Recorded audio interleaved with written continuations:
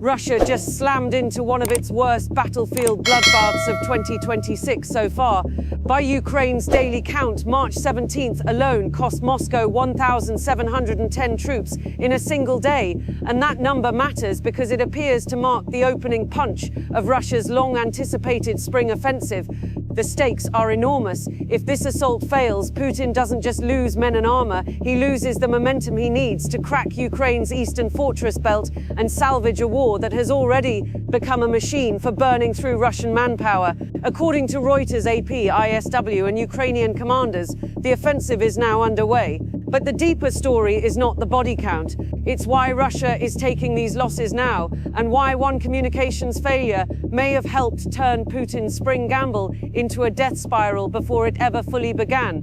What just happened changes everything for Russia's 2026 campaign. Ukraine's commander-in-chief Alexander Syrsky says Russian forces sharply increased offensive pressure between March 17th and March 20th, launching 619 assault actions in 4 days across multiple sectors. The heaviest pressure hit the Pokrovsk axis, where Russia attacked 163 times, and the Alexandrivka direction, where it attacked 96 times. Syrsky says the result was brutal. More than 6,090 Russian troops killed or wounded in those 4 days, and 8,710 infantry losses over the week. Ukraine says the assaults were halted on several fronts, with Russian units forced to regroup. That does not mean the danger is over. It means the opening phase has already become ruinously expensive for Moscow. Now, here's the first critical point. Russia is not attacking random villages for propaganda footage. The focal point is the fortress belt in Donetsk, the heavily defended urban chain centered on Sloviansk, Kramatorsk, and Kostiantynivka.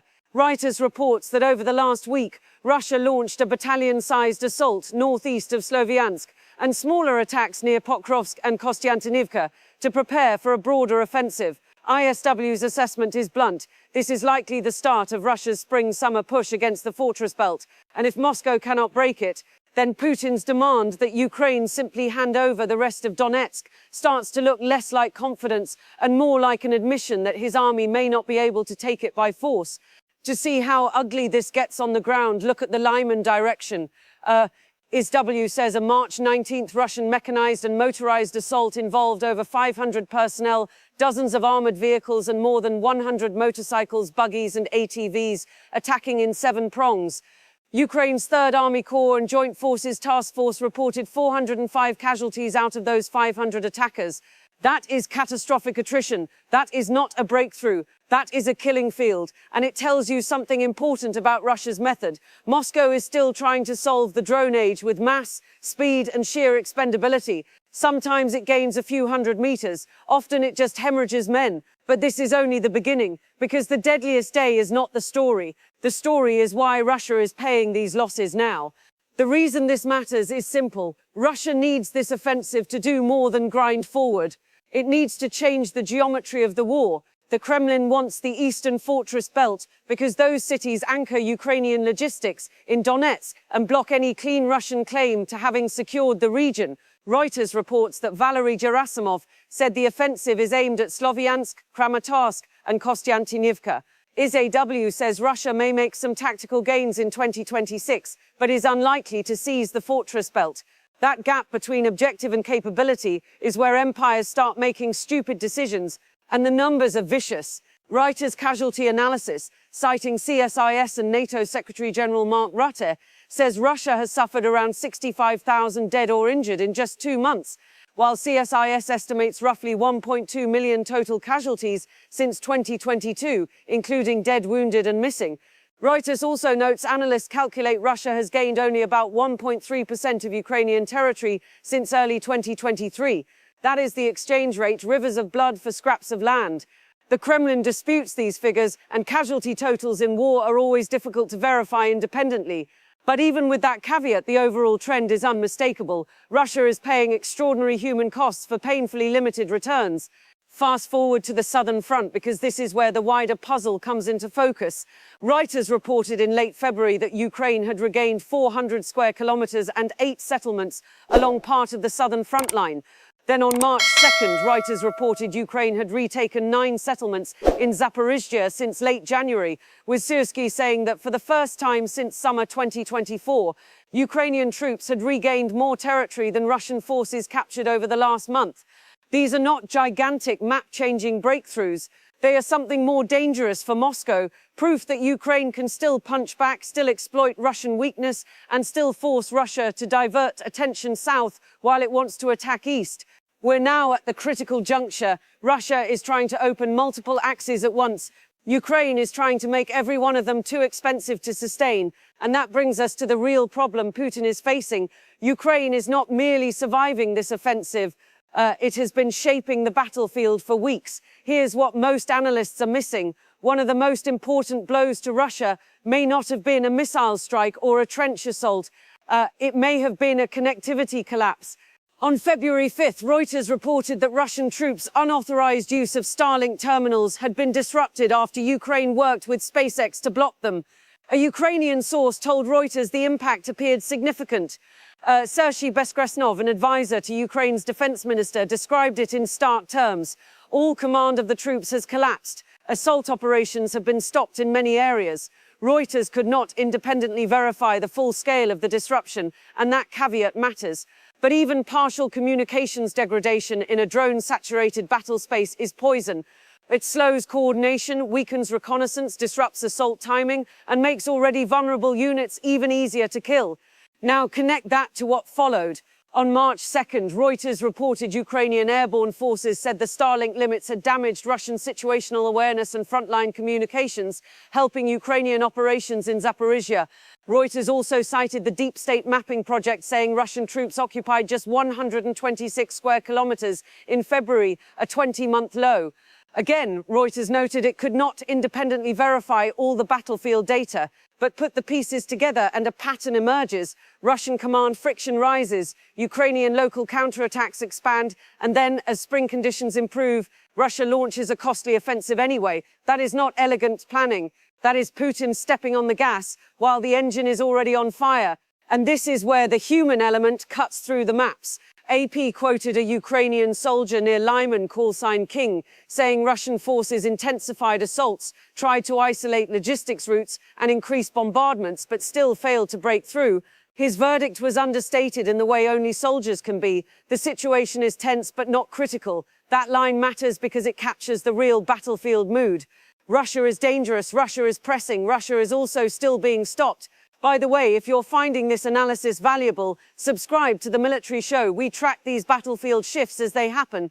And here's your payoff from the hook. The reason March 17th mattered is not just that Ukraine claimed 1,710 Russian casualties in a day. It mattered because it signaled Russia was committing real force to a spring offensive after Ukraine had already disrupted its communications, regained ground in the south, and adapted its defense around drones and active counterattacks. In other words, Russia's deadliest day of the year so far may be the price of attacking on a battlefield Ukraine had already partially rigged against it. But the consequences go even further, because Ukraine is not only bleeding Russian assaults at the front, it is also reaching deep behind them. So what does this mean for Putin over the next 1 to 3 months? First, Russia can probably keep attacking. Reuters quotes Rob Lee of the Foreign Policy Research Institute saying Russia still has enough manpower to keep advancing this year. But he also says how far they're going to get is an open question. That is analyst language for Moscow can continue feeding the grinder, but a decisive operational breakthrough is far from guaranteed.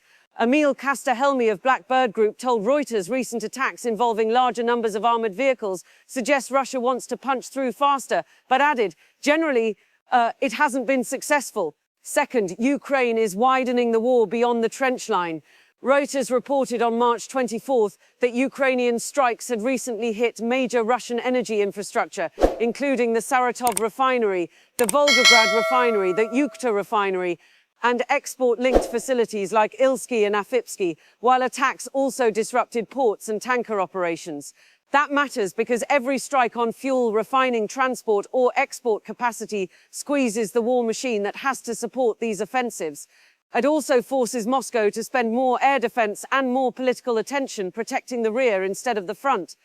Third, and this could get worse for the Kremlin, ISW says Russian command had to redeploy elite VDV and naval infantry units to southern Ukraine in early March to respond to Ukrainian early March, to respond to Ukrainian early March, to respond to Ukrainian early March, to respond to Ukrainian early March, to respond to Ukrainian early March, to respond to Ukrainian early March, to respond to Ukrainian early March, to respond to Ukrainian early March, to respond to Ukrainian early March, to respond to Ukrainian early March, to respond to Ukrainian early March, to respond to Ukrainian early March, to respond to Ukrainian early March, to respond to Ukrainian early March, to respond to Ukrainian early March, to respond to counterattacks likely disrupting original plans for the spring-summer offensive against the fortress belt.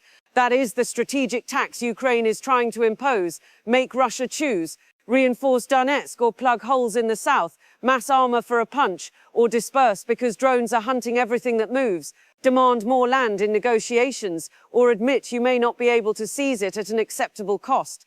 Remember what I said at the beginning about this possibly being more than just a bad day. Now you understand why. March the 17th of May be remembered as the moment Russia's spring offensive announced itself with a body count and revealed almost immediately the structural weakness at its core. Too many objectives, too much attrition, too little evidence that the fortress belt can actually be broken without losses that become politically, militarily, and mathematically unsustainable.